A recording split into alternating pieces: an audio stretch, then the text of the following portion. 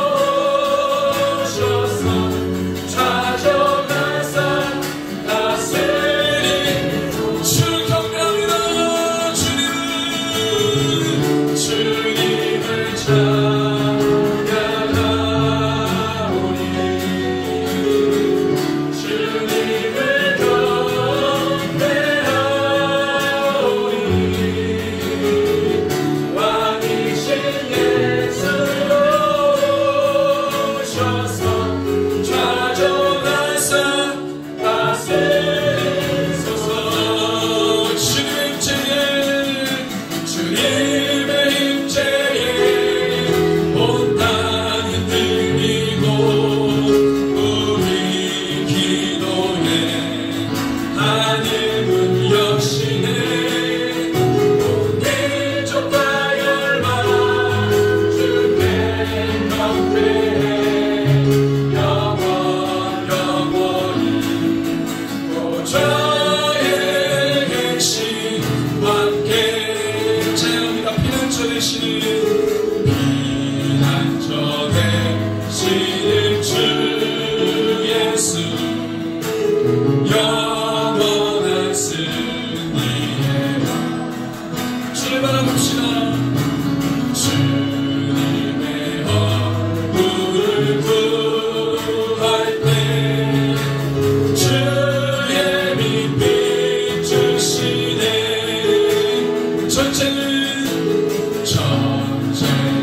주님께서 했네. 승리는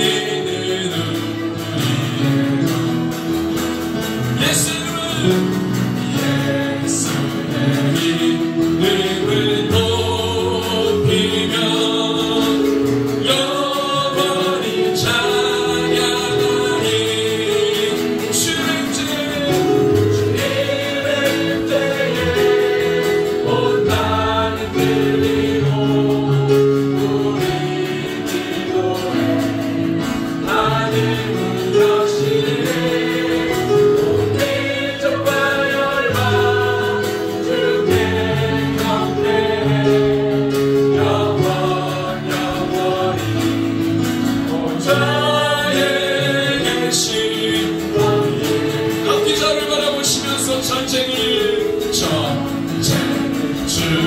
주님께서 승리는 우리 것, 승리는 우리 주 높입시다. 예수의 이름을 높이며 영원히 찬양하리. 주님의 임재에 온 땅이 들리고 우리 기도에 하늘 여시네. 온 대적과 열방 주께 경배해. 영원히 오자에 한 번 더 전쟁은 주님께 속했네. 전쟁은 주님께 속했네. 선포합니다. 승리는 우리의 것. 예수의 이름을 높이며 영원히 찬양. 주님의 임재에 온 땅이 들리고 우리 기도에 하늘 여시네. 온 대적과 열방 주께 경배해. 왕이 마십니다. 주 경배합니다. 주님의 임재에 온 땅이 들리고 우리 기도에 하늘 여시네. 온 대적과 열방 주께 경배해. 영원히 십이 자리 주 하나님을 이루어주시옵소서. 주님의 임재에 온 땅이 들리고 우리 기도에 하늘 여시네. 온 대적과 열방 주께 경배해. 영원히 오자에 계신 왕께. 할렐루야. 우리 주님이 우리 가운데 함께 하시고 이 시간에 주의 거룩한 성령으로 우리 가운데 임하신 줄로 믿습니다. 주님, 이 시간에 우리가 말씀 가운데로 나아갑니다. 내 한 사람 한 사람 주의 그 살아계신 그 말씀 앞에 결단하는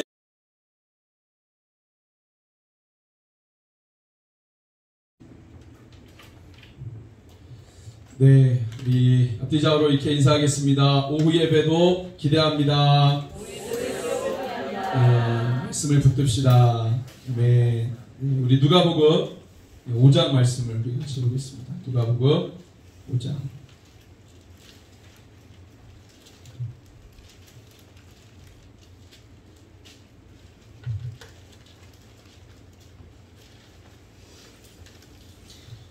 네, 누가복음 5장.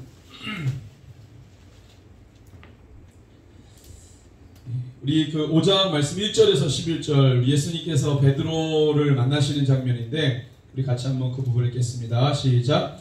무리가 몰려와서 하나님의 말씀을 들을새 예수는 게네사렛 호숫가에 서서 호숫가에 배 두 척이 있는 것을 보시니 어부들은 배에서 나와서 그물을 씻는지라. 예수께서 한 배에 오르시니 그 배는 시몬의 배라. 육지에서 조금 떼기를 청하시고 앉으사 배에서 무리를 가르치시더니 말씀을 마치시고 시몬에게 이르시되 깊은 데로 가서 그물을 내려 고기를 잡으라. 시몬이 대답하여 이르되 선생님 우리들이 밤이 새도록 수고하였으되 잡은 것이 없지만은 말씀에 의지하여 내가 그물을 내리리이다 하고 그렇게 하니 고기를 잡은 것이 심히 많아 그물이 찢어지는지라. 이에 다른 배의 동무들에게 손짓하여 와서 도와달라 하니 그들이 와서 두 배의 체험에 잠기게 되었더라. 시몬 베드로가 이를 보고 예수의 무릎 앞에 엎드려 이르되 주여 나를 떠나소서 나는 죄인이로소이다 하니 그는 자기 및 자기와 함께 있는 모든 사람이 고기 잡힌 것으로 말미암아 놀라고 세베대 아들로서 시몬의 동업자인 야고보와 요한도 놀랐습니다. 예수께서 시몬에게 이르시되 무서워하지 말라. 이제 후로는 내가 사람을 취하리라 하시니 그들이 배들을 육지에 대고 모든 것을 버려두고 예수를 따르니라. 아멘. 예, 우리 잘 아는 이제 베드로와 예수님이 만나는 장면인데 이 누가복음에 기록된 이 말씀, 공간복음서 말씀을 좀 확인하고 그 다음에 요한복음에 기록된 이 베드로와의 예수님과의 첫 장면을 한번 같이 좀 보려고 하거든요. 네, 마태복음 우리 여자분들은 마태복음 4장 18절 찾아주시고 남자분들은 마가복음 1장 16절 한번 찾아주십시오.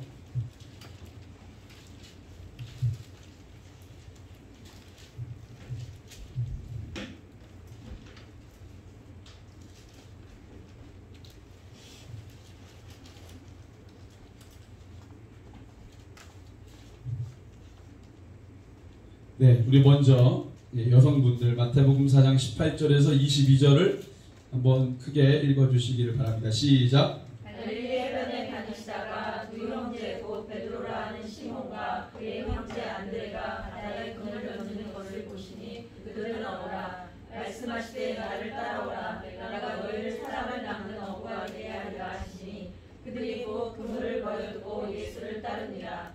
거기서 더 가시다가 다른 두 형제 곧 세베대의 아들 야고보와 그의 형제 요한이 그의 아버지 세베대와 함께 배에서 그물을 줍는 것을 보시고 부르시니 그들이 곧 배와 아버지를 버려두고 예수를 따르니라. 아멘. 네, 우리 남자분들은 마가복음 1장 16절에서 20절 한번 읽어주시기 바랍니다. 시작. 갈릴리해변으로 지나가시다가 시몬과 그 형제 안드레가 바다에 그물 던지는 것을 보시니 그들은 어부라. 예수께서 이르시되 나를 따라오라. 내가 너희로 사람을 낚는 어부가 되게 하리라 하시니 곧 그물을 버려두고 따르니라.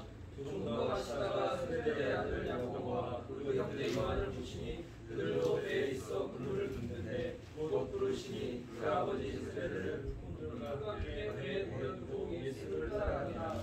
아멘. 예, 여러분들이 공간복음서 누가복음과 마태, 마가 이 세 복음서에 나타난 베드로를 부르신 사건을 보면은 차이가 있는데 한번 찾아보시겠습니까? 차이. 표현이나 내용이 있어서 차이가 있으시면 한번 이게 다르다 한번 얘기해 주세요.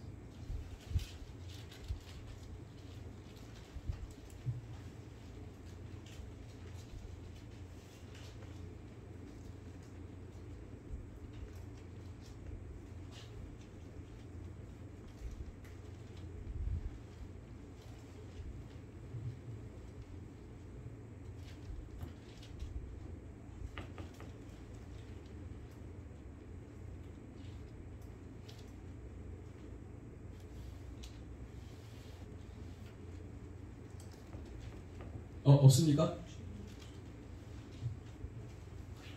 좀 다른 점.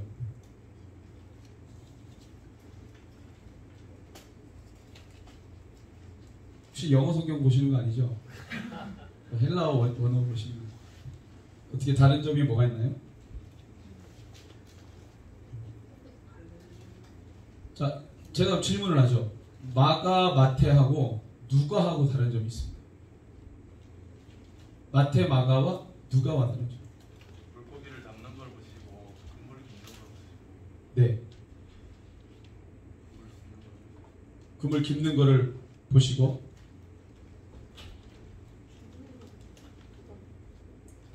네, 또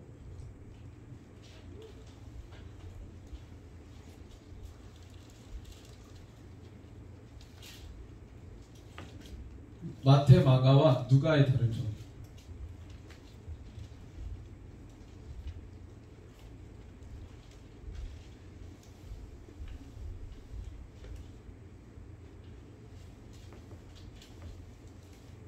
네. 고기를 잡을 때 고기 잡은 뒤. 네. 네. 좀 구체적으로 마태하고 마가를 보면은요, 뭘 버렸다라는 게 구체적으로 명시되어 있어요. 자, 마태는 무엇을 버렸다고 나와 있죠? 네, 몇 절입니까? 20절, 22절, 그죠? 마태복음 4장 20절, 22절 나와 있죠? 무엇과 무엇을 버렸다. 예, 처음에 20절에는 그물을 버려두고 예수를 따르다. 22절은 배와 아버지를. 그물이 커요, 배가 커요? 배가 크죠. 배가 커요, 아버지가 커요? 이걸 점진적으로 표현하는 것이죠. 점진적으로 큰 단위, 작은 단위에서 큰 단위를 버렸다, 이렇게 봅니다. 자, 근데 마가복음을 보십시오. 자, 마가복음을 보면 18절 그 그물을 버려두고, 20절 이번에는 누굴 버려요? 예, 품꾼들도 버려요. 자, 누가복음은 보세요.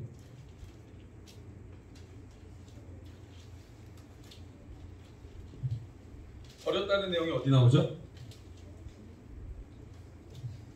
11절에 나오죠. 여기는 뭐라고 되어 있습니까? 그냥 모든 것을 버려두고 예수를 따릅니다. 좀 구체적으로 명시된 것은 마가복음에 보면 금을 버리고 아버지 버리고 배를 버리고 모두 버려요. 품꾼들도 버리고. 그러니까 구체적으로 베드로가 뭘 버렸는지가 나와요. 그리고 누가복음 5장에 보면은 내용을 우리가 읽었지만 먼저 베드로가 그렇게 버리기 전에 그 상황에 대해서 설명해요. 누가복음 5장 1절에서 3절 한번 읽어볼까요? 시작. 무리가 몰려와서 하나님의 말씀을 들을새 예수는 게네사렛 호숫가에 서서 호숫가에 배 두 척이 있는 것을 보시니 어부들은 배에서 나와서 그물을 씻는지라. 예수께서 한 배에 오르시니 그 배는 시몬의 배라. 육지에서 조금 떼기를 청하시고 앉으사 배에서 무리를 가요. 예수님은 어디서 설교하세요? 어디 위에서? 배. 제가 그 이스라엘 갔을 때 예수님이 그 갈릴리 호수에 가니까 예수님이 그렇게 했다고 추정되는 장소를 갔어요. 여기 이 말씀의 장소를. 근데 그때 목사님이 우리 안내해 주신 분이 이강근 목사님이었는데, 그분이 배를 이제 등을 지고 호수에 등을 지고 예수님이 이렇게 올라서 하시는 거잖아요. 배가 한 척 있었어요. 또 마침 배가 있었어. 그래서 그거를 상상해 보라는 거예요. 예수님이 이렇게 올라와서 여기 사람들이 이렇게 앉아 있고 하면 소리를 질러 버리는 거예요. 그러면 예수님이 여러분 이렇게 안 하셨겠죠? 온화하게 여러분. 그러면 이게 울려야 되잖아요. 소리가 들린다는 거예요. 마이크가 없는데 왜 들리겠어요? 바닷바람에 의해서. 바닷바람. 그걸 얘기를 해주시더라고요. 그래서 그 2000년 전에 예수님이 여기서 설교했다는 얘기를 제가 상상하면서 그 모든 자연의 어떤 이유가 다 상상하면서 우리가 이제 묵상을 하는데 예수님이 말씀하시는 것 같더라고요. 조용아, 네 아내는 어찌하고 여기 왔느냐?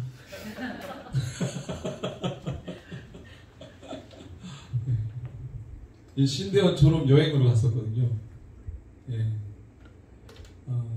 정말로 그때 전율이 막 있었어요. 그 예수님이 그때 사역했다는 그 장소에서 하는데, 근데 여기 보면은 이제 그 말씀드리려고 했던 게 아니에요. 그 이 차이들이 있는데요. 이 공간복음서에서 보면은 예수님이 처음 만나신 걸로 되세요.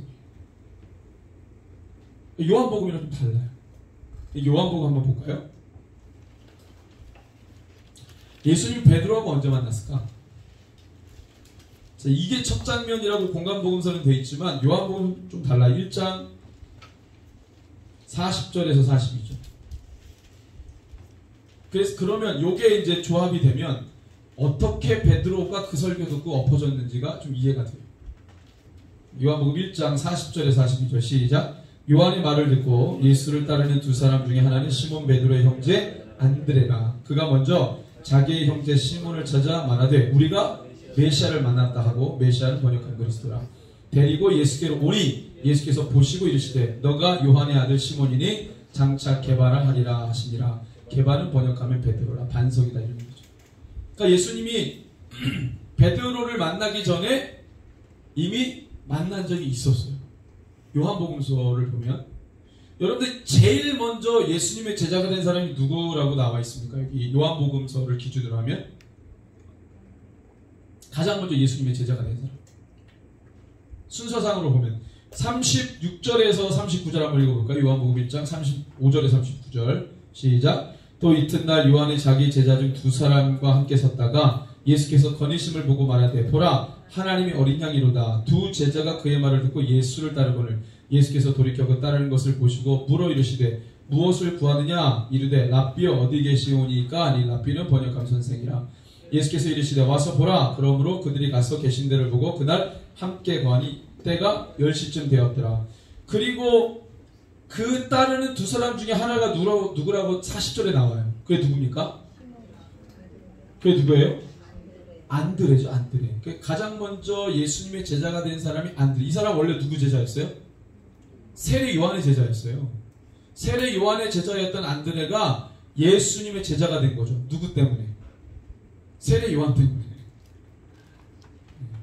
그래서 이 안드레의 형제가 누구예요? 베드로죠. 그래서 자기 형제에게 얘기했다는 거예요. 시몬에게. 나 메시아 만났다. 그리스도를 만났다. 데리고 왔어. 안드레가 베드로를 누구에게 데려왔어요? 시몬을 예수님께로 데리고 온 거죠. 그게 첫 만남이었다. 근데 이 만남에서는 예수님이 네 이름을 개발하리라, 반석이라고 하리라 라는 그 기사 외에 다른 게 없어요.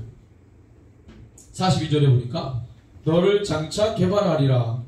페트로, 페트라, 반석, 돌멩이, 이 돌멩이 같은 놈. 초면에 청년 예수가 시니어 베드로에게 돌멩이 같은 놈, 넌 장차 돌멩이라고 하니까 이렇게 얘기한 거죠. 그렇죠? 예수님이 베드로에게 그렇게 얘기했어요. 그리고 난 다음에 끝이에요. 기사가 없어. 그러니까 이 요한복음서에서는요, 예수님을 만난 첫 장면이 지금 이 장면으로 기록했고, 공간복음서에서는 예수님이 사역하다가 베드로를 그 사역 현장인 어부, 이 고기 잡는 그 중에 만났다는 거죠. 근데 이때 처음 만났을 때는 예수님이 베드로에게 별다른 메시지를 주지 않았어요. 그냥 첫 만남이었어요. 너를 내가 누구라고 하겠다. 그랬는데 여러분들 오늘 우리가 누가복음 5장을 읽었지만 이 내용을 보면은 이미 예수님이 많은 사람들에게 사역을 하고 계셨죠. 그죠? 누가복음 5장 다시 와서요.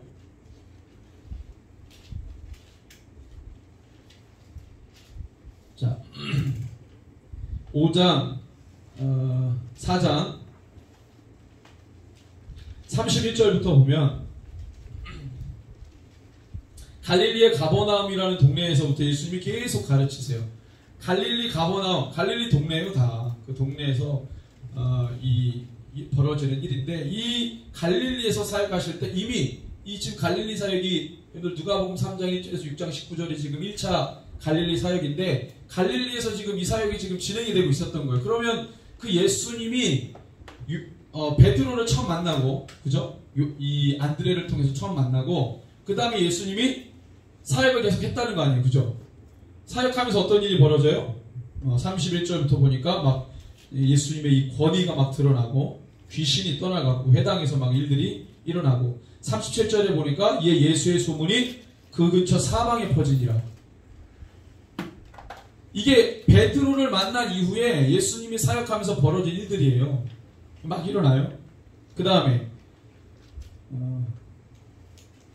자 38절에 보면은 이미 예수께서 일어나 회당에서 나가서 시몬의 집에 들어가시니 시몬의 장모가 중환병원을 앓고 있는데 사람들이 그를 위하여 예수께 구하니 예수께서 가까이 가서 열병을 꾸짖으십니다. 이 장면이 여기서 나와요. 자 그러면 이 예수님께서 베드로 장모 열병을 치유하는 장면을 우리 마태복음 8장 한번 볼까요?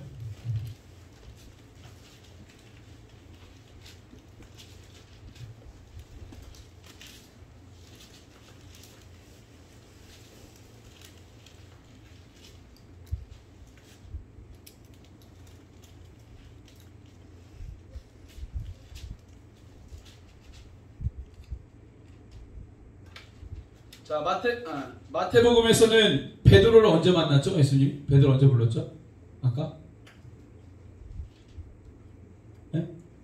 마태복음에서 자, 여러분들 정신 차리시고 마태복음에서는 베드로를 언제 불렀어요? 아까 읽었습니다. 아까 몇 장? 4장에서 불렀죠? 예. 여러분들 4장은 예수님이 세례받고 난 다음에 뭐예요? 광야 시험 받고 그 다음에 사역이 바로 시작됐죠? 그 사역이 시작되는 중에 갈릴리 사역들이 일어나고 그 다음에 뭐예요? 18절에 보니까 다니다가 갈릴리 사역, 그러니까 여러분들 순서를 말씀드리는 거예요. 동선을. 갈릴리 사역, 제1차 갈릴리 사역이 예수님이 먼저 시작을 했어요.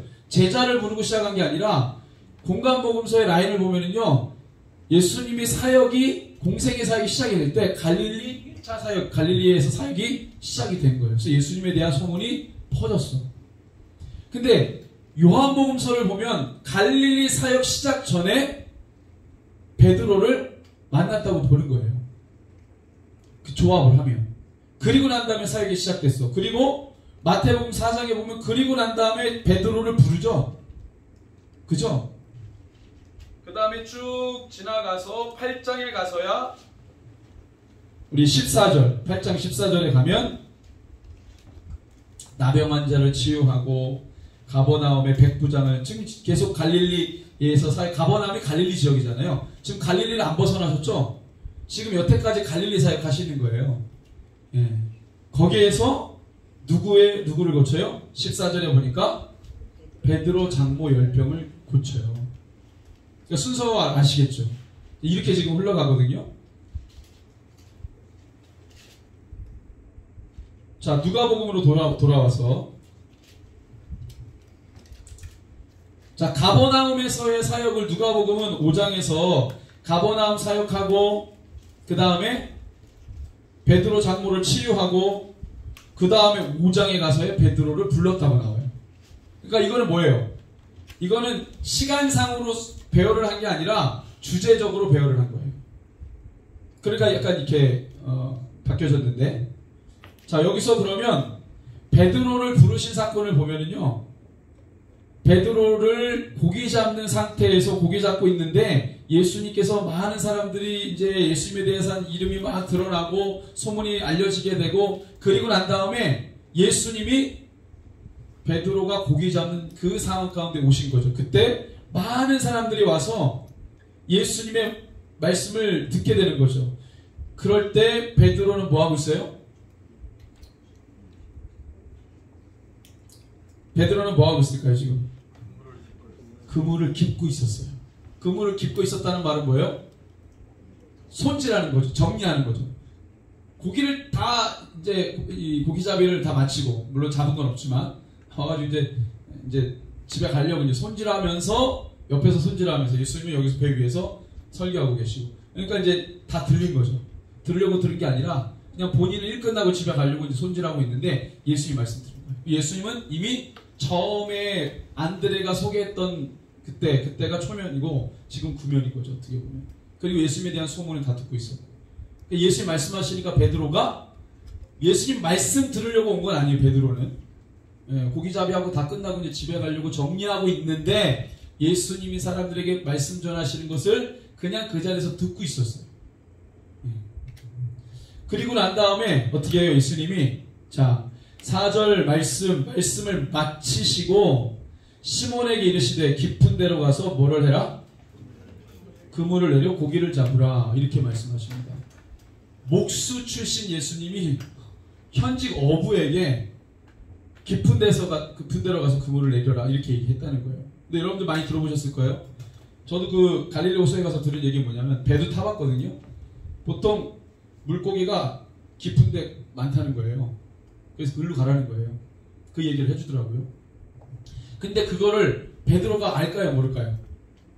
밤새도록 거기서 고기 잡았는데 못 잡은 거예요. 안 된 거예요. 한 마리도 못 잡았어요. 그 동료들도 그랬고 엄청나게 열심히 했는데 안 됐어요. 그러니까 근데 안 잡히는 날도 있을 거 아니에요. 그러니까 지금 상황이 뭔가 하나님께서 원하시는 상황으로 지금 가고 있는 거예요. 그런데 5절에 보니까 그 얘기를 하죠. 시몬이. 우리 5절을 한번 읽어봅니다. 시몬이 대답하여 이르되 선생님 우리들이 밤이 새도록 수고하였으되 잡은 것이 없지만 말씀에 의하여 내가 그물을 내리리이다 하고 이렇게 얘기합니다. 오늘 저희가 늘 결단을 얘기하는데 한번 보세요. 여기 보세요. 베드로를 처음 만났을 때 예수님은 베드로에게 별말 안 했어요. 그냥 너는 개바다 그랬어요. 그리고 두 번째 만났을 때 베드로가 그물을 깁고 있는데 그때 만나서 예수님께서 베드로에게 말씀을 다 마치고 난 다음에 다른 사람도 아니고 거기에 와 있던 사람들에게 결단을 촉구한 게 아니라 다 말씀하시고 이 결단은 누구에게 하라고 하시는 거예요? 베드로에게 딱 집어서 그 수많은 사람들이 함께 듣고 있는데 그 사람들에게 결단을 얘기하신 게 아니라 베드로에게 결단을 요구하셔. 그리고 가서 그물을 내려라. 우리가 지금 밤새도록 했는데 안 됐습니다. 그렇지만 당신의 말에 의지하여서 가겠습니다를 어떻게 할 수 있을까요? 베드로가. 만약에 이게 초면이라고 한다면 엄청난 어떤 무언가 힘에 끌려서 그런 거 아니에요. 여러분들 누가 순종을 한다. 우리가 예수님 말씀 순종한다. 예수님을 신뢰하기 때문에 예수님 말씀에 순종하는 겁니다. 베드로는 그 소문을 알고 있었고 그리고 그물을 기우면서 누구 말을 듣고 있었어요? 예수님의 말씀. 그때 베드로의 마음이 다 동의가 됐던 것 같아요. 여러분들 우리가 말씀을 듣고 가장 중요한 건 현장에서 결단하는 거예요. 그게 제자를 부르실 때 예수님이 처음으로 하신 거였어요.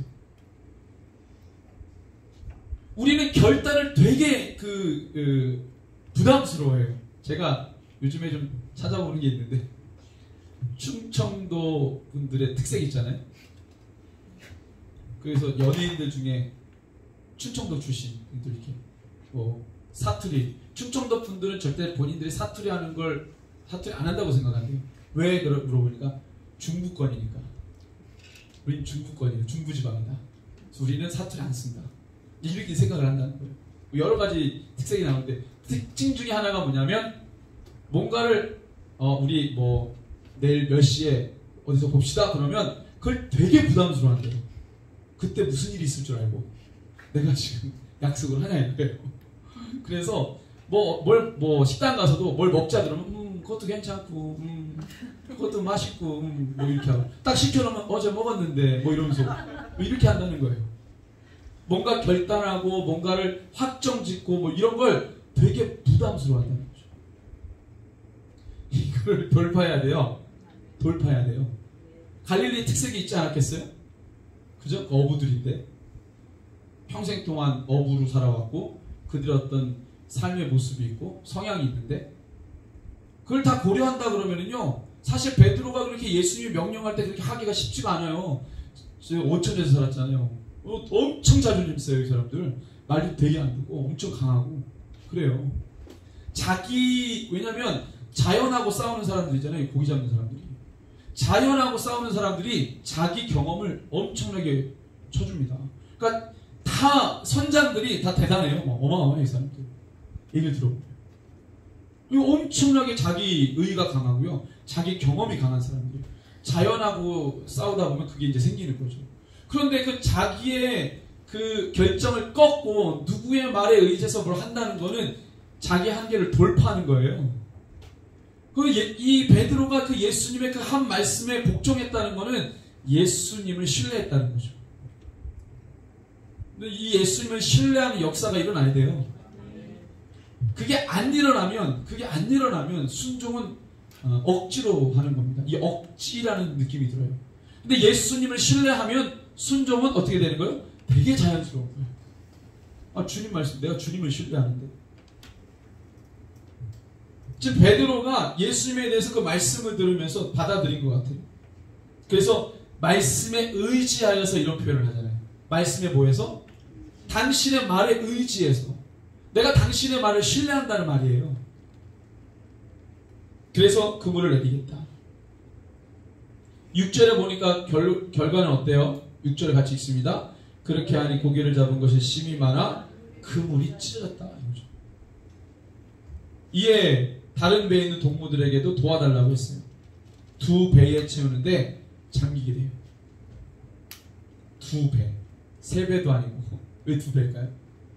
이게 유대인들의 어떤 방식인데 두세 사람의 증인이 필요해요. 모든 일에 있어서. 그래서 두 사람, 두 배, 뭐 이런 거죠. 두 배에 잠기게 되는 거예요. 8절에 보니까 그리고 베드로가 무릎 꿇고 나를 떠나소서 나는 죄인입니다. 이 고백을 합니다.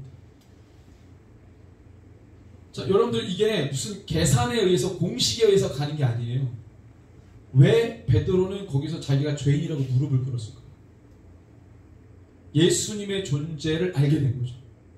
예수님의 존재를 어떻게 경험한 거예요? 이 사람은 나의 한계를 넘어선 분이다. 이 존재에 대해서 자기가 감당을 못하는 거예요. 그 앞에 무릎 꿇을 수밖에 없어요. 자기의 모든 의지. 그러니까 이게 본능적으로 나가요. 그 앞에 나는 죄인이라는 거예요. 이게 여러분들 우리도 이제 사실 경험해 본 거죠. 하나님이라고 하는 그분이 글로만이 아니라 내가 그분을 인격적으로 맞닥뜨리게 되면 자동 발생적으로 나오는 게 뭐냐면 나는 죄인입니다. 이 자동적으로 나와요. 그 사건을 우리가 그것을 예수님 인격적으로 만났다 이렇게 말하잖아요. 그분의 존재가 나의 삶의 영역으로 확 들어와 버리는 거죠. 그래서 그분의 존재를 내가 실제로 경험하게 되는 거예요. 그러면 내가 죄인이라는 것이 그냥 나와버려요. 베드로가 그분의 존재를 경험하게 되면서 그분의 존재 어떻게 자기의 한계를 뛰어넘어 버렸어요. 내 한계를 뛰어넘는 분이에요. 이분은. 우리가 그 어마어마한 경험들이 있는데 그래도 안 되면 안 되는 거예요. 우리가 누구 전문가에게 뭐 해서 어려우면 전문가에게 물어보고 이게 됩니까? 전문가가 안 되면 안 되는 거잖아요. 그죠? 우리가 낚시하고 싶어. 그래가지고 이게 낚시를 하는데 안 잡혀. 전문가에게 물어봤어. 이게 왜 안 잡히죠? 고기는 안 잡히는데요. 그럼 고기는 안 잡히는데요. 거기 안 돼요. 그러면 안 되는 거예요. 전문가에게 물어봐요. 모르면. 근데 그 전문가도 뛰어넘어 버려요. 자기의 존재를 뛰어넘는 분. 예수 그리스도. 그분 앞에 완전히 무릎 꿇는 것이죠. 우리가 제자가 되는 시점, 제자가 되는 길, 그 제자가 하는 일, 제자가 되어가는 과정을 보면은요, 여러분들 매 순간마다 결단이고 순종이고 자기 한계를 뛰어넘고 내가 죄인인 것을 깨닫게 되고 이게 반복적으로 일어나요. 반복적으로. 그게 진짜 제자 그가 되는 것이죠. 그 예수님께서 우리에게 말씀하신 게 똑같아요. 진짜 제자는요 자기를 부인하는 거고 자기 십자가를 지는 거고 주님을 따라가는 거예요. 이게 계속해서 반복적으로 일어나는 거예요. 주님이 처음에 베드로를 부를 때도 마찬가지죠. 자기 것을 가지고 있으면 어떻게 예수님의 말씀을 의지해서 또 가냐고요. 그분을 다 정리하고 있는데. 그죠? 자기가 모든 걸, 아니, 뭐, 고기가 안 잡히는데 전문가들이 이 방법, 저 방법 안 해봤겠어요? 별의별 방법을 다 써보죠. 근데 안 되면 안 되는 건데, 예수님의 말씀에 의지해서 가는 거죠. 여러분, 우리의 삶 가운데 우리가 예수의 제자라면, 말씀에 의지해서, 우리가 어떤 것을 결정하고, 결단하고 그런 일들이 가운데 반복적으로 일어나기를 소원합니다. 네. 그러니까 포기는 뭐 할 때 포기라는 거예요? 배추 썰 때 복이다. 이런 말 들어보셨죠? 유명한 말인데. 포기란 없는 것이죠. 주님이 그만 됐다 할 때까지 하는 거예요. 자, 그래서 베드로가 죄인입니다. 이렇게 고백하죠. 그 다음에 9절을 한번 읽어볼까요? 9절 시작. 이는 자기 및 자기와 함께 있는 모든 사람이 고기 잡힌 것으로 말미암아 놀라고. 그렇잖아요. 이 사람이 놀란 게 왜 베드로의 고백이 나와? 자기네들이 해봤는데 안 됐는데 예수님 말씀대로 됐잖아요. 이것도 엄청난 일이죠. 그것 때문에. 10절 같이 한번 읽습니다. 세베대 아들로서 시몬의 동업자인 야고보와 요한도 놀랐습니다. 예수께서 시몬에게 이르시되 불쌍하지 마라. 이제부로는 아멘. 사명을 주시죠. 뭐 하는 사람이 될 것이다? 사람을 취하는 자가 될 것이다. 사람을 낚는 자가 될 것이다. 이렇게 말씀하세요. 여러분들 제자는요 다 사명이 있습니다. 사람을 낚는다. 사람을 취한다. 누구를 위해서? 이 누구의 비전이에요? 주님이죠. 그러니까 제자는요 주님의 비전을 갖고 있는 사람을 주님의 제자라고 불러요. 그래서 내 꿈이 내 건지 주님의 건지를 꼭 분간하시기 바랍니다. 내 일이 내 일인지 주님의 일인지 분간하셔야 돼요. 내 신앙. 여러분들 굉장히 그 디테일하게 이렇게 기도하시는 또 영적 일들 다루시는 분들 보면은요 정말 우리가 자칫 잘못하면 우상숭배에 빠질 수도 있다는 생각이 들어요. 그분이 뭐라 하냐면 기도도 우상숭배일 수 있습니다. 이렇게 그 앞에다 이렇게 붙여야죠. 맹목적인 기도. 맹목적인 기도. 여러분들 마태복음 6장에 보면 예수님께서 기도의 방향을 정해주셨죠. 그런 방향성 없이 무차별적으로 하는 기도. 이게 또 뭐예요? 왜냐하면 기도라는 것도 다른 타종교에 다 있잖아요. 그들이 무차별적으로 자기가 원하는 걸 간구하거든요. 그러니까 우리도 그처럼 기도하면, 이방인들처럼 기도하면 중언부언, 아무 뜻 없이 하는 기도를 중언부언이라고 하잖아요. 이방인들이 그냥 아무 뜻 없이 똑같은 말 되풀이하는 거. 아무 뜻이 없이. 거기에 우리의 마음이 담겨있지 않고 주님의 마음이 담겨있지 않은 그런 이방인들과 같이 기도는요 우상숭배죠. 모든 게 그래요. 우리의 신앙이 나를 위해 있다. 그 방향이 나를 위해 있다. 내가 드러난다. 다 우상숭배죠. 그러니까 이걸 점검해야 돼요. 예수님의 제자는 꿈을 가져도 누구의 꿈이에요? 주님의 비전, 주님의 꿈, 주님의 꿈. 주님과 연관되어 있는. 주님과 개연성이 있어야지 뭐 전혀 이거는 주님하고 상관없어. 그거는 우상숭배일 수 있는 거죠. 그리고 11절의 결과는 어때요? 자, 엄청나게 잡혔어요. 자, 그러면 그들이 그 다음에 어떻게 할 수 있습니까? 예수님 믿으니까, 예수님 말씀에 의지하니까 고기 많이 잡힌다. 그럼 이제 우리 다른 거 믿지 말고 예수님 따라가자. 근데 배는 왜 버려? 여러분들 생각해 보세요. 아니 예수님 믿는데 배는 왜 버리고 아버지는 왜 버리고 품꾼들 동역자들은 왜 버려? 모든 관계를 왜 버려? 그물을 왜 버리냐고. 예수님을 믿는데 왜 버렸다고 나오고 왜 예수님을 따라다녀야만 하냐고요. 어부 계속하면 안 돼요? 예수님 믿는데?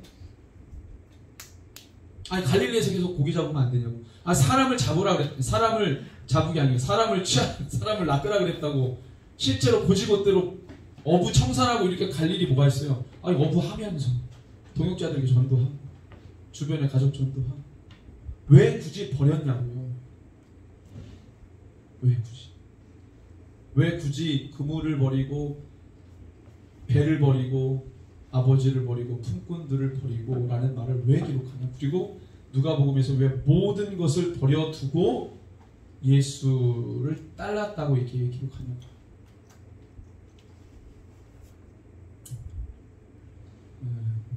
이게 여러분들 제자는요, 저번에도 우리가 한번 말씀을 나눴지만 한번 따라합시다. 제자는 취하는 자가 아니고 버리는 자다. 여러분들 레위기의 핵심 성결이죠. 어떻게 성결한다고요? 버리는 사람. 성결법의 가장 핵심은 버리는 거예요. 버리지 못하면 성결할 수가 없는 거죠. 그래서 제가 그 이야기 교회사를 읽는 중에 가장 요즘에 또 은혜되는 대목이 뭐냐면 이 추후 4세기, 5세기, 7세기까지 수도원 운동이 일어나요. 근데 그 수도원 운동이 일어날 때 로마 교회가 수도원 만들자 그래서 만든 게 아니에요. 자동 발생적으로 만들어진 거예요. 근데 이들이 왜 만들어졌냐면 로마 제국이 교회가 국교가 되면서 이상 잡다한 신앙인들이 생겨나게 된 거예요. 그러다 보니까 교회가 이상해졌어. 그것들로부터 탈피해, 그것들로부터 자기를 진짜 보호하려고 하는 사람들이 생겨나게 돼요. 경건운동. 그래서 광야로 갑니다. 광야에서 생활해요. 생활하다 보니 거기서 살아. 그런 사람들이 둘씩 셋씩 모여. 그게 유명해졌어. 그러다 보니까 수도원 운동이라는 게 일어나게 된 거예요. 그 사람들의 특징 계속 버립니다. 계속 버려요. 끊임없이 버려요. 육체의 소욕을 끊임없이 버리고 실제로 마음만 버리는 게 아니라 실제로 버려요. 그걸 이제 고행이라고 하는데 아주 극단적인 고행도 있죠. 그러다 보니까 육체의 소욕을 끊임없이 버리려고 하는 그 결단 중에 아주 극단적인 것도 있긴 있지만 어쨌든 수도원 운동의 핵심은 자꾸 버리는 거예요. 그러면서 뭐예요? 청결한 삶을 살려고 하는 것이죠. 예수님과 같은 삶을 살려고 하는 것이죠. 그 몸부림이 오히려 기독교를 로마 제국의 국교로 한 다음에 일어났다는 거예요. 아이러니하지 않아요? 버릴 게 많아졌다는 얘기죠. 버릴 게. 제자는 버리는 사람이에요. 예. 그래서 이 복음서에서 나타난 예수의 제자들은요, 끊임없이 버립니다. 실제로 그들의 삶의 모든 걸 버려요. 자기네들이 누려왔던 모든 걸 다 버려요. 그래서 세리 마태도 세리 그걸 버리잖아요. 어부들 다 그거 버리잖아요. 자기가 삶의 환경 다 버리잖아요. 삭개오도 버렸죠. 자기가 토색한 것이 있으면 다 버리죠. 내어놓죠. 부자 청년하고 삭개오가 다른 점이 뭡니까? 부자 청년은 버리지 못했죠. 삭개오는 버렸죠. 부자 청년은 어렸을 때부터 신앙적으로 교육받고 모든 사람들이 칭송하고 예수님조차도 사랑한다라고 표현할 만큼. 그렇지만 삭개오는 유대 사회가 죄인이라고 정죄한 사람, 부정한 사람이라고 정죄한 사람. 결론 마지막은 어때요? 유대 사회가 괜찮다고 말했던 그 경건한 청년, 부자 청년 유대인은 버리지 못했죠.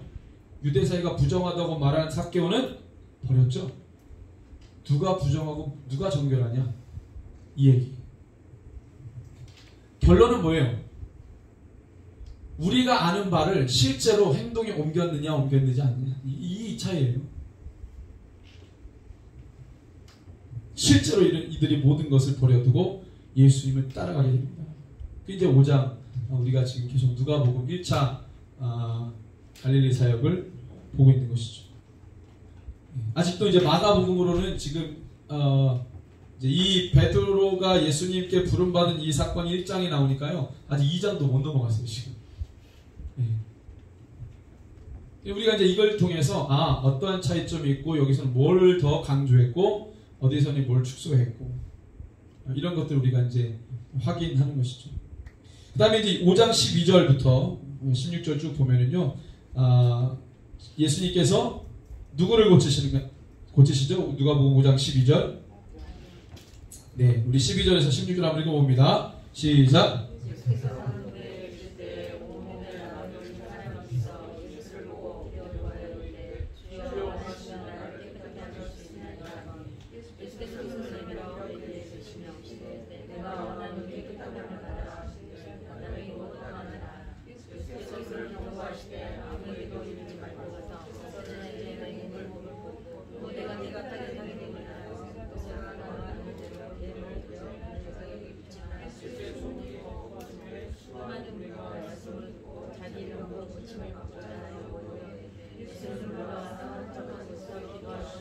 네, 이제 나오는 거는 뭐냐면 유대 사회가 부정하다고 말한 그 부정한 상태, 부정한 사람들의 고침받은 얘기가 막 나와요.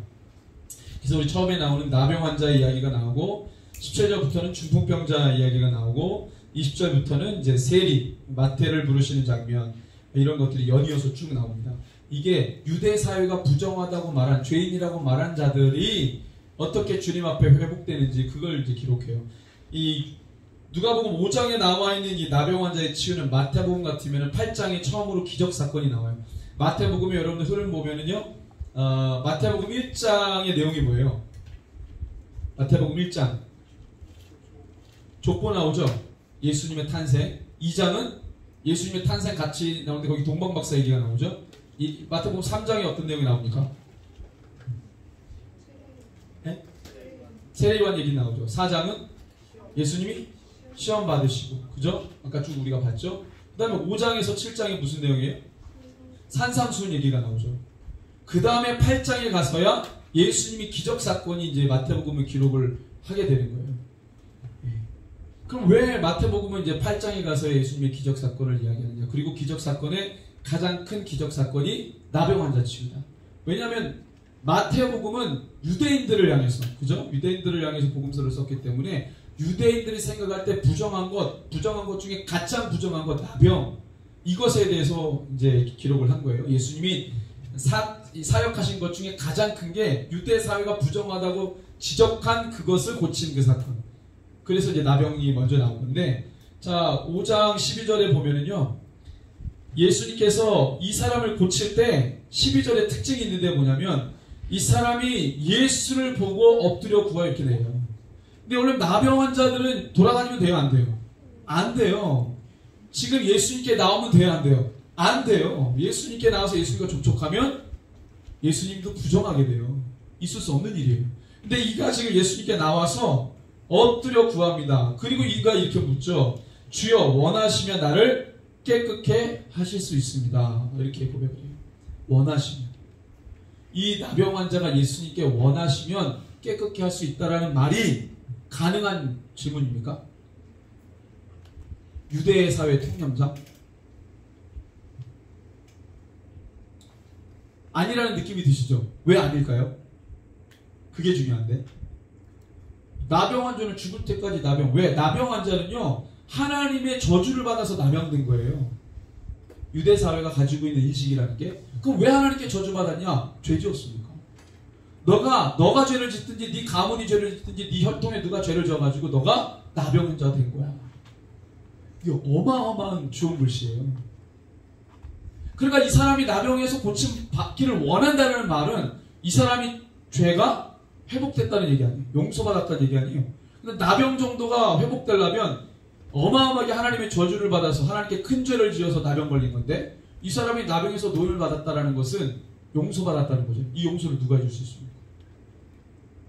하나님이죠? 그럼 용서받았다, 고침받았다, 누구에게 보여줘야 돼요? 제사장이죠. 합당한 제물을 드리면서 입증을 받는 것이죠. 이런 절차들이 있어요. 쉽지 않아요, 이게. 과정 자체가. 그러니까 어느 누구도 나병은 나병으로 그냥 태어나서 죽는 거지, 그걸 원한다, 너가 깨끗게 되길 원한다, 누구도 원치 않아요. 왜? 하나님께 죄를 지어서 저주받아 나병됐습니다. 근데 이 나병 환자가 지금 예수님께 묻기를, 그 유대 통념상 그 사회에 흐르는 그 정서를 지금 깨는 질문을 하는 거예요. 이게 엄청난 믿음의 고백입니다. 당신이 원하시면 저를 깨끗게 하실 수 있습니다. 그때 예수님의 반응이 뭡니까? 더 충격적이죠. 13절에 먼저 예수님이 손을 내밀어 그에게 대십니다.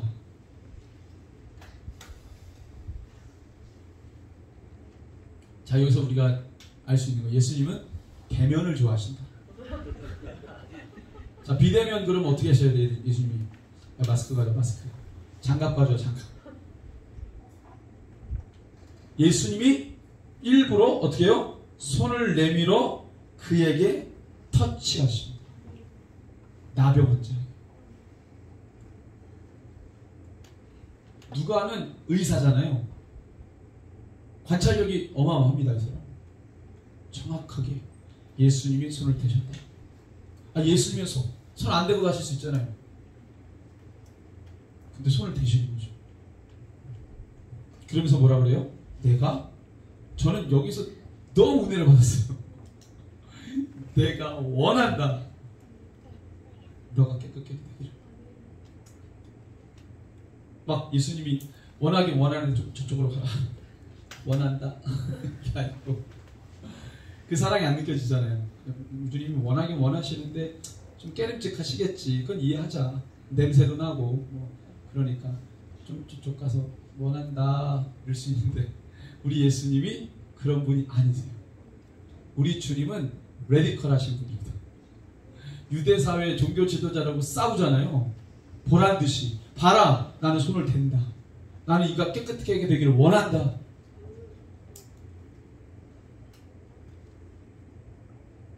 여기서 우리가 많은 깨달음을 깨닫습니다.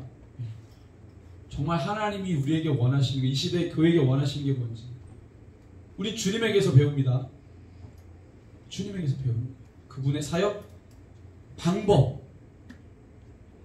그분의 마음, 영혼을 대할 때 마음, 무엇이 정말 영혼을 사랑하는 것인지, 무엇이 정말 이웃을 사랑하는 것인지 예수님의 방법, 사역 방법을 통해 우리는 아는 거지, 사회가 갖다주는 말로 우리는 적용하지 않아요. 내가 원하노니 깨끗함을 받으라 하신데 바로 나병이 났습니다. 이 사람이 예수 그리스도의 이름으로 뭐 이런 것도 없고요. 예수님 뭘 표적을 준다든지 뭐 일이 전혀 없어요. 그냥 그 대화 속에서 나버려요. 그냥 이 대화 속에서 난다는 게 뭐예요? 이미 이 나병 환자가 예수님에 대한 신뢰를 가지고 그 자리에 나왔다는 것 자체가 이미 기적이 일어난 거예요. 여러분들, 우리가 예수님 다른 거 다 필요 없어요. 예수님을 사랑할 때, 예수님을 사랑할 때 나오는 행동이 있습니다. 우리가 사는 게 다르고 삶의 형편이 다 다르지만 예수님을 사랑할 때 나오는 행동은 거의 다 비슷해요.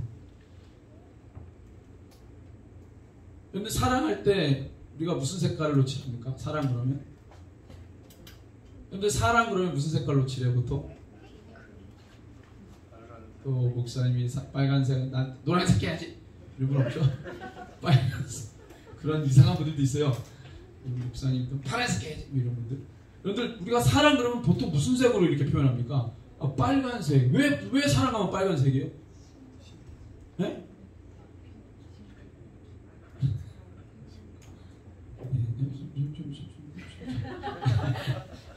다 맞는 걸로 쳐드릴게요. 네. 우리가 사랑 그러면 빨간색이라고 하는 이유가 있어요. 네. 우리가 하는 게 다르고 뭐가 다 다르도요, 주님을 사랑할 때 나오는 방식이 거의 비슷합니다.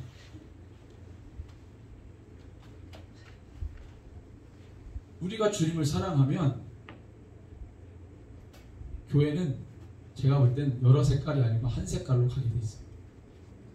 근데 왜 자꾸 여러 색깔로 얘기하느냐? 포스트 모더니즘에 학습받아서 그래요. 포스트 모더니즘 시대에 학습받아서 너도 맞고 너도 맞고 너도 맞고 이게 다 맞으니까 우리가 보면 한 색깔 얼마나 아름다우냐 이거예요. 성경 그렇게 말하지 않아요.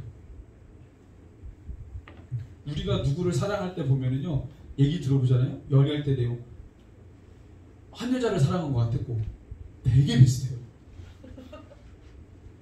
뭐 편지 좀 써보고 고백도 좀 해보고 뭐 따라다녀도 좀 보고 뭐 비슷비슷하잖아요. 뭐 다른 거 있어요? 없잖아요. 연애할 때 보면은 방식이 비슷해. 그게 이유가 있어요. 다르지 않다고요. 예수님 사랑할 때도 마찬가지예요.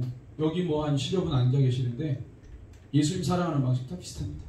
주님 사랑하면 그게 좀, 사랑은 말로 하면서 그게 조금 마음이 좀 뜨겁지 않고 뭐 조금 입으로만 사랑이고 그러면 조금 다를 수 있어도, 우리가 온 마음을 다해 사랑한다 그러면 되게 비슷하게 예수님 사랑합니다. 나오는 표현이 거의 비슷해요. 다를 수도 없어요. 예수님이 이 사람에게 손을 대시면서 내가 원한다. 곧 병이 나.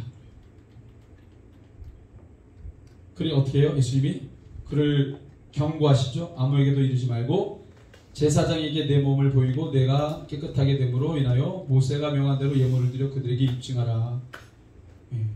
이건 이제 모세 율법대로 정결 예법을 따르라는 것이죠. 노임을 받았습니다. 저와 여러분들이 예수님의 제자로 살아갈 때 세상의 소리에 너무 여러분들 귀 기울이지 마시고 말씀의 소리를 들으시기 바랍니다. 그래서 우린 예수의 제자잖아요. 예수님이 제자를 부르실 때 어떻게 부르시고, 우리 안에 버려야 될 것이 있을 때 어떻게 버리고, 주님의 것을 원하시고, 또 우리는 어떻게 해야 되는지, 우리 한계를 돌파하고, 끊임없이 이런 작업들이 저와 여러분들 삶 가운데 있기를 소원합니다. 그래서 우리는 진짜 예수 제자가 되는 것이죠. 말씀에서 배우고 말씀에서 확인하고, 그렇게 승리하는 믿음의 종들이 되시기를 바랍니다. 아멘. 우리 함께 말씀 붙들고 잠깐 기도하겠습니다. 주님, 우리를 제자로 부르셔서 감사합니다. 끊임없이 버리는 싸움이 우리의 삶의 영역 가운데 있어야 될 줄로 믿습니다. 주님을 신뢰합니다. 주님, 우리 자신을 믿지 않고 우리의